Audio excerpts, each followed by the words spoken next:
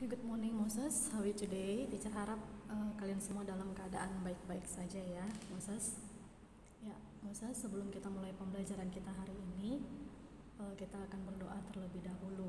Berdoa dalam hati masing-masing ya. Berdoa dimulai.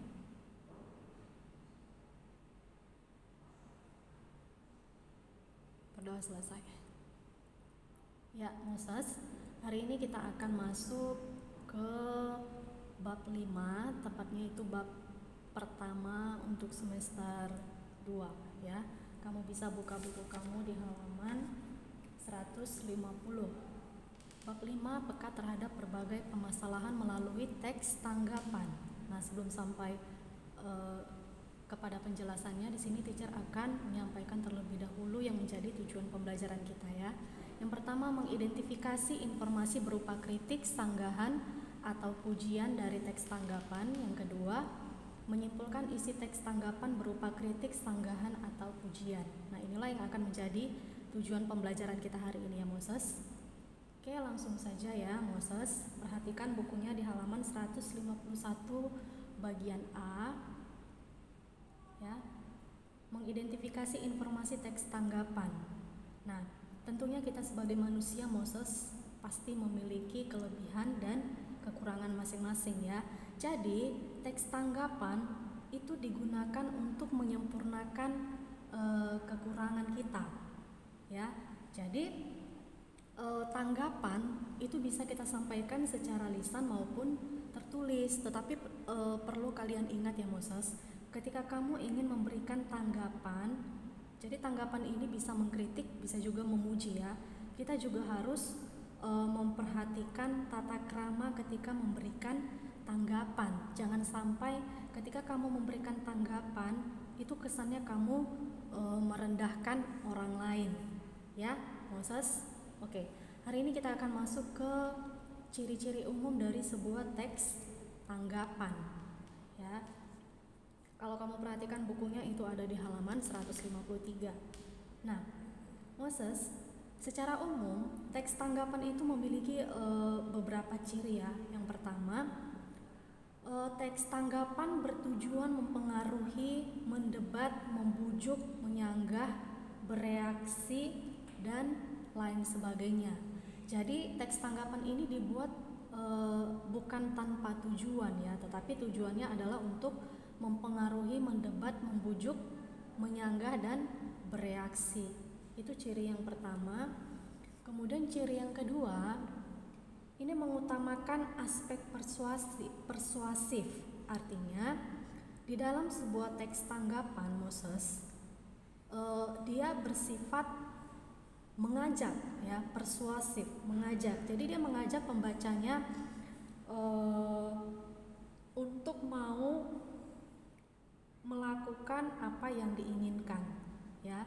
Itu ciri yang kedua. Kemudian yang ketiga,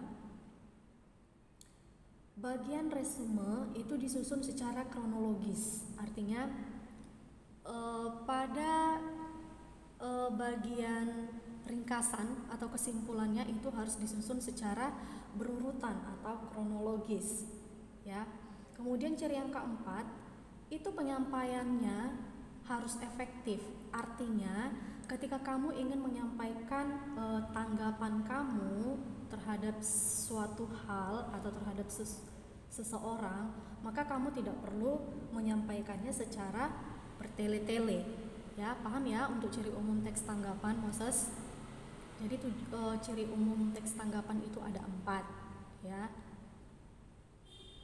Oke. Nah, jadi berdasarkan dari ciri-ciri teks tanggapan tadi, kita dapat menyimpulkan bahwa teks tanggapan itu berfungsi untuk mengakrabkan pelajar dengan sikap apresiatif dan kritis ya. Jadi tanggapan itu bisa berupa persetujuan, pujian, ketidaksetujuan, atau juga bisa berupa kritik ya Moses. Jadi itu fungsi dari teks tanggapan. Lalu hari ini kita juga akan belajar bagaimana cara menyimpulkan sebuah isi teks tanggapan. Nah, Ketika kamu ingin menyimpulkan isi teks tanggapan, itu sangat mudah ya Moses. Sangat mudah sekali dilakukan, asalkan kamu paham bagaimana cara atau langkah-langkahnya. Nah, di sini teacher akan kasih kamu langkah-langkahnya. Yang pertama, membaca paragraf. Ya Moses, jika kita akan menyimpulkan sebuah teks tanggapan, sebaiknya kita harus paham dulu, kita harus mengerti dulu isi teksnya terlebih dahulu, ya. Jadi caranya bagaimana? Caranya kamu baca dulu seluruh teksnya dengan seksama dan cermat. Itu cara atau langkah yang pertama, ya. Kemudian langkah yang kedua, menentukan kalimat utama atau pokok pembicaraan setiap paragraf. Nah, untuk langkah yang kedua, ini kamu lakukan setelah kamu melakukan langkah yang pertama tadi ya Moses, yaitu membaca paragraf. Nah, setelah kamu membaca teks tanggapan tersebut, kamu harus menentukan kalimat utamanya. Biasanya di kalimat utama itu terdapat di setiap paragraf. Tujuannya untuk apa teacher? Kenapa kita harus menentukan kalimat utama dari setiap paragrafnya terlebih dahulu? Nah, pertanyaannya itu. Jadi dengan menentukan kalimat utama, kita dapat menyimpulkan apa isi dari suatu paragrafnya. Oke, itu cara yang kedua atau langkah yang kedua. Kemudian untuk langkah yang ketiga itu adalah membuat kesimpulan. Ya, langkah yang ketiga itu membuat kesimpulan. Setelah menentukan inti paragraf, langkah selanjutnya yang harus kamu lakukan adalah menyusun kalimat dengan baik agar menjadi sebuah simpulan atau kesimpulan yang benar.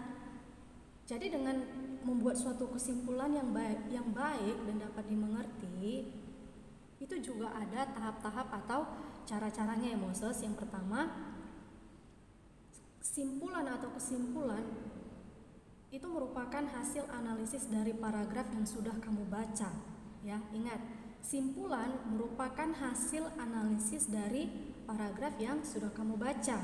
Kemudian, kesimpulan atau simpulan yang kamu buat itu harus menggambarkan isi dari paragrafnya. Ya, jangan nanti kamu membuat kesimpulan tetapi dia tidak menggambarkan isi dari paragrafnya. Ya, kemudian yang ketiga, di dalam sebuah simpulan atau kesimpulan itu hanya berisi hal-hal yang terdapat dalam paragraf. Ya, jadi artinya dibatasi untuk setiap paragraf. Oke, Moses. Ya. Kemudian yang perlu kamu ingat, Moses, ada beberapa kriteria yang harus kamu perhatikan ketika kamu membuat kesimpulan. Ya, ini tadi teacher sudah sampaikan ya. Yang pertama, kesimpulan merupakan hasil analisis dari paragraf yang sudah dibaca. Artinya, kamu baru bisa membuat sebuah simpulan atau kesimpulan kalau kamu sudah membaca paragrafnya terlebih dahulu. Ya, Moses. Kemudian yang kedua, simpulan itu harus menggambarkan isi dari paragrafnya. Maksudnya seperti ini. Contoh, paragrafnya itu membahas tentang cara membaca. Tetapi di kesimpulan, kamu membuat simpulan atau kesimpulan dari paragrafnya itu adalah tentang makanan sehat, 4 sehat 5 sempurna.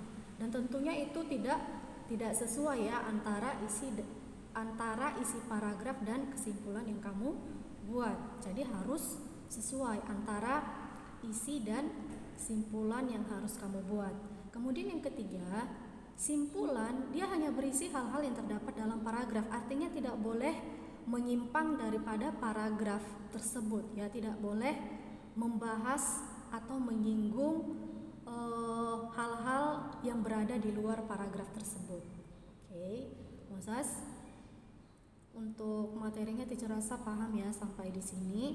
Nah, untuk feedback kita hari ini, coba kamu cari sebuah contoh teks tanggapan. Jadi kamu bisa foto atau screenshotkan contoh teks tanggapannya dan jangan lupa dikirim ke Teacher Destiana. Oke, itu saja pembelajaran kita hari ini, Moses. Semoga bermanfaat. Jangan lupa untuk tetap jaga kesehatan dan tetap doakan bangsa dan negara kita. Oke, see you next time and God bless you.